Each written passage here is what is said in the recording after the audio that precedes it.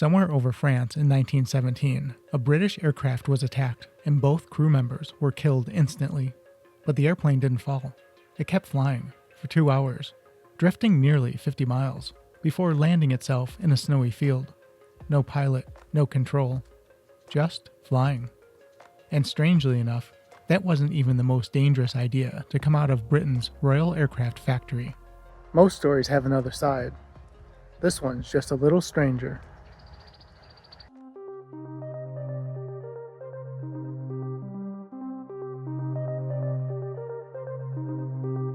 I'm Bill, and this is Buffalo Air Park. Let's dive in. To understand how things got this strange, we have to start at the beginning. The BE-2. Designed by Jeffrey D. Haviland before the war, this aircraft had one goal: stability. And it achieved that perfectly. In fact, it was so stable that a pilot could practically fly it hands off while taking reconnaissance photos over enemy trenches. But there was just one problem. War changed. When the Germans introduced the Fokker Eindecker with a synchronized machine gun firing straight through the propeller, the BE-2 couldn't maneuver out of the way. It didn't just struggle, it became a target.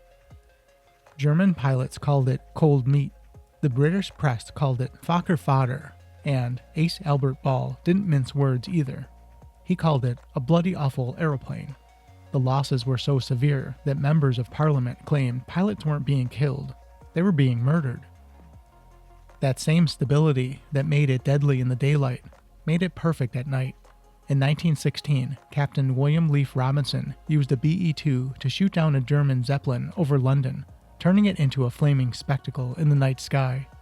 And in 1917, the BE-2 quietly made history again. It carried out the British Army's first aeromedical evacuation, flying a wounded soldier out of the Sinai Desert in just 45 minutes. Saving him from a multi-day journey by camel. But the core problem remained. How do you fire forward without shooting your own propeller? Well, the Royal Aircraft Factory came up with an answer, and it might be one of the most dangerous ideas ever put into the air. The BE-9. They took a BE-2, removed the front cockpit, and installed a small wooden box directly in front of the spinning propeller. They called it the pulpit, which sounds almost respectable. Until you picture it. You're sitting in a plywood box, completely exposed, facing enemy fire, with a roaring engine behind you, and a wooden propeller inches from your neck. Lean back too far? That's it. And, in a crash, you're the crumple zone. When the prototype was sent to France in 1915, Major Hugh Dowding, later the architect of the Battle of Britain, tested it. His verdict? An extremely dangerous machine from the passenger's point of view. That might be the most polite way anyone has ever said, absolutely not. The project was scrapped, thankfully. So, if you can't put the gun in front of the propeller, move the propeller. The FE-2B used the pusher design, engine and propeller mounted in the back. Now, the observer sat at the very front, with a completely unobstructed field of fire. Problem solved. Mostly. Because if an enemy got behind you, well, you stood up, literally. Observers would unclip, climb up, and stand on the edge of the cockpit, thousands of feet in the air, to fire a second machine gun backwards over the pilot's head. American ace Frederick Libby described it like this: only your grip on the gun and the size of the nacelle stood between you and eternity. No parachutes, no safety belts, just balance and nerve. To survive, crews developed a tactic known as the Lufberry Circle, a defensive ring where each aircraft protected the one in front. It worked. But it says a lot about early air combat, when survival depended on standing up outside the airplane. By 1916, the factory introduced the RE-8, intended to replace the BE-2. Aircrews gave it a nickname, Harry Tate, rhyming slang for a twitchy, awkward comedian, and the aircraft lived up to the name, unstable in the wrong moments, prone to sudden stalls, and not exactly loved by rookie pilots. One description summed it up perfectly. Not one bit of the RE-8 appears to point in the direction of flight. But, despite its flaws, it was rugged and stable when it mattered most. December 1917. An RE-8 is attacked by 6 German fighters. During the fight, a single armor-piercing bullet passes through the observer and into the pilot. Both men are killed instantly. And the aircraft?